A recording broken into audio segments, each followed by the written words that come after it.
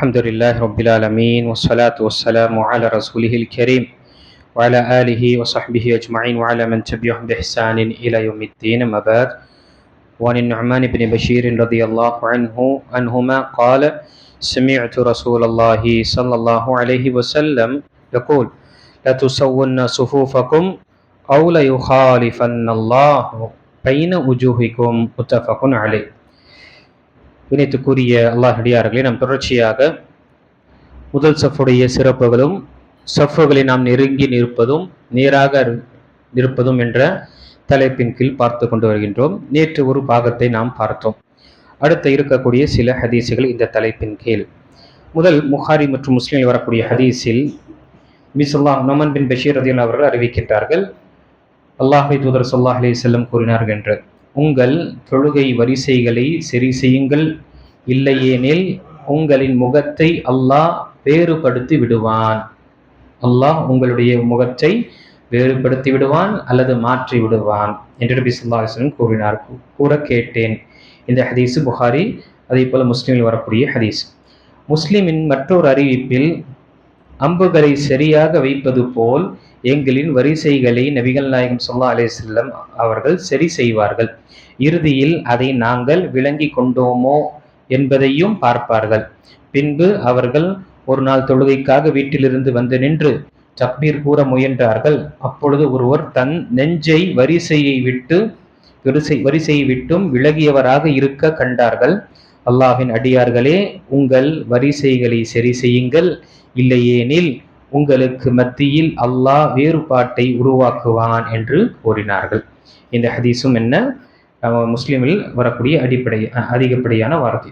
இப்போ இங்கு நபி ஸல்லல்லாஹு அலைஹி வஸல்லம் நமக்கு திரும்ப திரும்ப வலியுறுத்தக்கூடிய ஹதீஸ் பாருங்க. நேற்று அதிகமாக பார்த்த அனைத்துமே புகாரி மற்றும் முஸ்லிம் வரக்கூடிய ஹதீஸ். இன்றும் முதல் ஹதீஸ் முஸ்லிம் மற்றும் புகாரில் வரக்கூடிய ஹதீஸ். அதற்கு பிறக்கூடிய ஹதீஸ் அபூ தாவூத் மற்ற திர்மிஸில் வரக்கூடிய ஹதீஸ். இப்படி நபி ஸல்லல்லாஹு அலைஹி வஸல்லம் ஒவ்வொரு விஷயத்திலும் இங்கு நமக்கு தொழுகையையும் சஃப்புகளை சீர்படுத்தி கொள்ளுங்கள், அம்புகளை எப்படி சரி செய்வோம் அப்படி செய்வார்கள், தோல் புஜங்களை அவர்கள் நபி ஸல்லல்லாஹு அலைஹி வஸல்லம் பார்ப்பார்கள். அதே மாதிரி சஹாபாக்கள், இந்த அறிவிக்கக்கூடிய சஹாபி என்ன சொல்றாங்க, நாங்க நபி ஸல்லல்லாஹு அலைஹி வஸல்லம் காலத்துல தோளுடன் உடைய கரண்டை காலின் சேர்த்து நாம் நிற்கக்கூடியவர்களாக இருப்போம் என்று. அப்போ இந்த விஷயத்தில் நாம புரிந்து கொள்ள வேண்டும், நபி ஸல்லல்லாஹு அலைஹி வஸல்லம் உடைய ஹதீஸை சிறந்து விளங்கக்கூடியவர்கள் சஹாபாக்கள் தான் இருப்பாங்க. அதுல எந்த ஒரு மாற்று கருத்தும் இருக்கு. ஏன்னா நடத்தக்கூடிய அந்த ஆசிரியர் யாரு, அல்லாஹுடைய தரப்பிலிருந்து தேர்ந்தெடுக்கப்பட்ட ஒரு நபி. அவருக்கு டைரக்டாக கொடுக்கப்படக்கூடிய வஹி, அந்த வஹியை கற்றுக்கொண்ட ஸ்டூடெண்ட்டு டைரக்டாக அறிந்தவர்கள் சஹாபாக்கள். அவர்கள் எந்த அளவுக்கு புரிந்து கொண்டார்களோ, பின்னால் அவர்கள் டெக்ஸ்டையோ அல்லது சில வார்த்தைகளை வைத்து அந்த அளவு புரிந்து கொள்ள முடியாது என்று நமக்கு தெரியும். அது யதார்த்தமான விஷயம். இப்போ அந்த சஹாபாக்களே இந்த விஷயத்தை வலியுறுத்தும் பொழுது நாம இங்கு இல்லை இந்த மதஹபில் அப்படி இருக்கு, அந்த மதஹபில் இப்படி இருக்கு என்று நாம அந்த கருத்தை அந்த விஷயத்தை தேவையே கிடையாது. அல்ஹம்துலில்லாஹ், நமக்கு சிறந்த ஒரு விஷயம் பார்க்கும் பொழுது இந்த ஹதீஸ்லேயே அந்த சஹாபி நமக்கு விளக்கத்தை தெரியப்படுத்துகின்றார் என்றால், ஒரு முஃமினாக இருக்கக்கூடியவன் அவன் தன்னுடைய தொழுகையை சீர்படுத்தி கொள்ள வேண்டும். படைத்த ரப் எங்களுக்கு ஒருவன் தான், அனுப்பப்பட்ட நபியும் ஒருவர் தான், அவர்களுக்கு கொடுக்கப்பட்ட மார்க்கமும் ஒருவர் தான், ஒரே ஒரு மார்க்கமாக இருக்கும் பொழுது ஹதீஸ்ல தெளிவாக இருக்கு. என்னுடைய மீது நம்பிக்கை இல்லையா? இந்த ஹதீஸ் நமக்கு ரியாதுஸ் ஸாலிஹீன்லே இருக்கு. அந்த 194வது தலைப்பின் கீழ் வரக்கூடிய ஹதீஸ்கள் அனைத்துமே பார்க்கும் பொழுது தமிழாக்களிலும் இருக்கு, அரபியுடைய அசல் வார்த்தையும் இருக்கு. பார்த்து கொண்டு நம்மை நாம் சீர்படுத்திக் கொள்வது அல்ல, நம்முடைய வாழ்க்கையில அந்த அமல்படுத்துவதுதான் நமக்கு ஒரு முக்கியமான விஷயமாக இருக்க வேண்டும். சிறு அமலாக இருக்கட்டும், பெரிய விஷயமாக இருக்கட்டும், அல்லாஹ்வுடைய தூதர் செய்தார்கள், கட்டளிட்டார்கள் என்றால் அது நமக்கு ஹைராக இருக்கும் என்று நாம் நினைத்து செய்ய வேண்டும். இப்போ இந்த ஹதீஸ்ல முகங்கள், நீங்கள் சஃப்புகளை சீர்படுத்தவில்லை என்றால், சரி செய்யவில்லை என்றால் முகங்கள் மாற்றப்படும் என்று சொல்லும் பொழுது வேறுபாடு ஏற்படும் என்று இங்கு நிறைய விளக்கங்கள். ஒன்று, உண்மையாகவே அல்லாஹு தஆலா முகங்களை மாற்றுவதற்கு ஆற்றல் மிக்கவன்.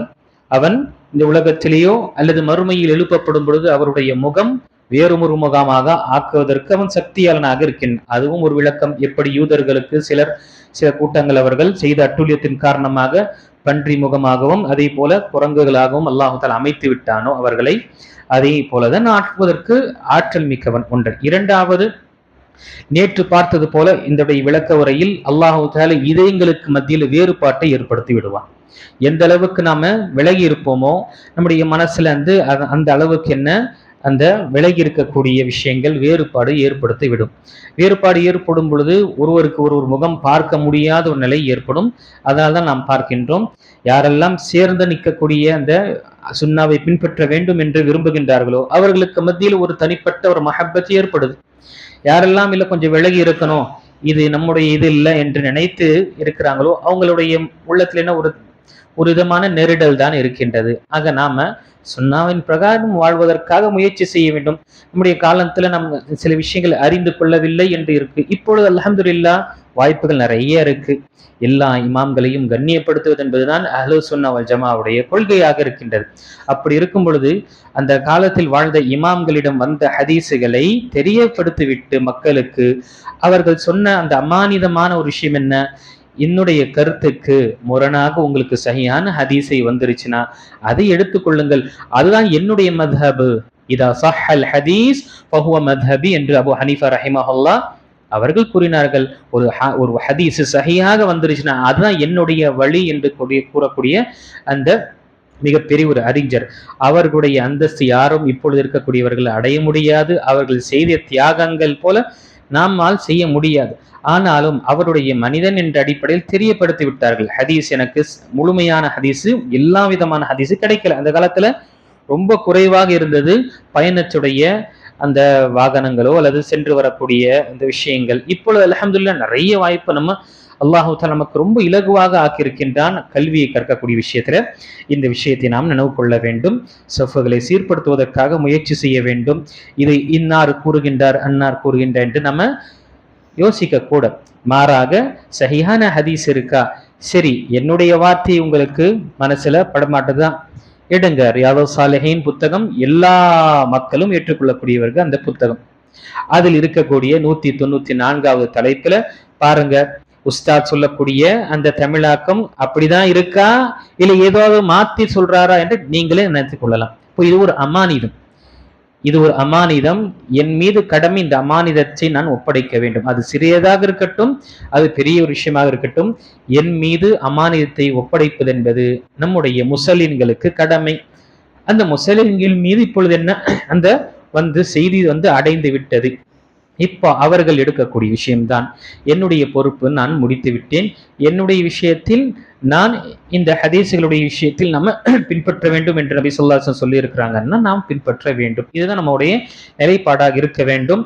நான் இந்த காலம் வரை நான் செய்யவில்லை அல்லது இந்த அளவுக்கு நான் இது செய்யவில்லை என்ற நம்ம யோசிக்க வேண்டாம். ஹதீசுகள் எத்தனையோ ஹதீசுகள் முன்னால் நமக்கு கிடைக்கவில்லை. இப்போ இந்த சஃபகுடைய விஷயங்களை பார்க்கும் பொழுது சுருக்கமான நாம் நேற்றிலிருந்து இன்று வரை பார்த்த விஷயங்கள் பார்க்கும் பொழுது ஷேக் ரஹிமஹுல்லாஹ் நமக்கு இலகுவான முறையில் தெரிவித்திருக்கிறாங்க. இந்த ஹதீசுகள் அனைத்துமே ஒவ்வொரு விஷயங்கள். முதல் விஷயம், சஃபுகளை சீர்படுத்தக்கூடிய விஷயத்தில் நாம நிலையாக சேர்ந்து நாம் இருப்பது என்பது வலியுறுத்தப்பட்டதாக இருக்கிறது. இந்த ஹதீஸ்ல நாம் நம்முடைய தோளோட தோளாகவும் கால் சேர்த்து மக்களுக்கு சிரமம் இல்லாத நிலையில் நாம் நிற்க வேண்டும் என்று வலியுறுத்தப்பட்டது. இரண்டாவது, முதல் சஃபை நிறைவு செய்த பிறகுதான் இரண்டாவது சஃபுக்கு போனோம் என்று நாம் இதையும் ஹதீஸில் நாம் பார்த்தோம். மூன்றாவது, பெண்களும் ஆண்களும் ஒரே இடத்தில் தொழக்கூடிய நிலை ஏற்படும் என்றால், மைதானத்திலோ அல்லது சில இடத்துல பள்ளிவாசல் இருக்கும் பின்னால் தொழக்கூடிய ஒரு சூழ்நிலை இப்படி ஏற்படும் என்றால் அங்கு சிறந்த ஆண்களுக்கு சிறந்த சஃப் என்பது இமாமுடன் இருந்து முதல் சஃபாக இருக்கும். மிக மோசமான சஃப் என்பது கடைசியாக இருக்கக்கூடிய சஃப். அதே போல பெண்களுடைய சஃப்களை பார்க்கும் பொழுது மிக மோசமான சஃப் ஆண்களிடம் நெருக்கமாக இருக்கக்கூடிய சஃப். சிறந்த சஃப் என்று பார்க்கும் பொழுது எந்த அளவு ஆண்களை விட்டு தூரமாக இருக்குமோ கடைசி சஃப். ஹதீசுகள் வந்திருக்கின்றது அந்த விஷயங்கள். நீங்க அதை புத்தகத்துடைய தலைப்பில் நம்ம பார்த்து கொள்ளலாம். இப்போ இங்கு யோசிச்சு பாருங்க சகோதரர்களே, ஃப்ரீ மிக்சிங் என்று சொல்லு இந்த ஆண் பெண் கலப்பு கூடிய விஷயங்கள் தொழுகையிலே நபி ஸல்லல்லாஹு அலைஹி வஸல்லம் கூறியிருக்கின்றார்கள். சிறந்த சஃப் யார், ஆண்களுடைய சஃப் முதல் சஃப்பும் மிக மோசமான சஃப் கடைசி சஃப் என்று சொன்னாங்க. என்ன அர்த்தம் கடைசி சஃப்? இந்த பெண்களுடைய சஃப் அதுக்கு அடுத்ததான் ஆரம்பிக்கும். அந்த நேரத்தில் என்ன நெருக்கமாக நிலை ஏற்படும் என்பதற்காக நபி ஸல்லல்லாஹு அலைஹி வஸல்லம் அந்த விஷயத்தை கூறியிருக்கின்றார்கள். அப்போ தொழுகையில இபாதத்துடைய விஷயங்களிலே அங்கு கலப்பு அனுமதி இல்லை என்றால், திருமணம் போன்ற விஷயங்களோ சுப காரியங்களுடைய விஷயங்கள்ல நாம ஃப்ரீ மிக்சிங் செய்து கொள்வதோ, அல்லது ஆண்கள் பெண்கள் என்று சேர்ந்து ஒரே இடத்துல உட்கார்ந்து சாப்பிடுவதோ, அல்லது இப்படி கலந்து இருக்கக்கூடிய விஷயம் என்பது மார்க்கம் நம்முடைய இந்த கலாச்சாரம் கிடையாது. இதையும் நாம் புரிந்து கொள்ள வேண்டும்.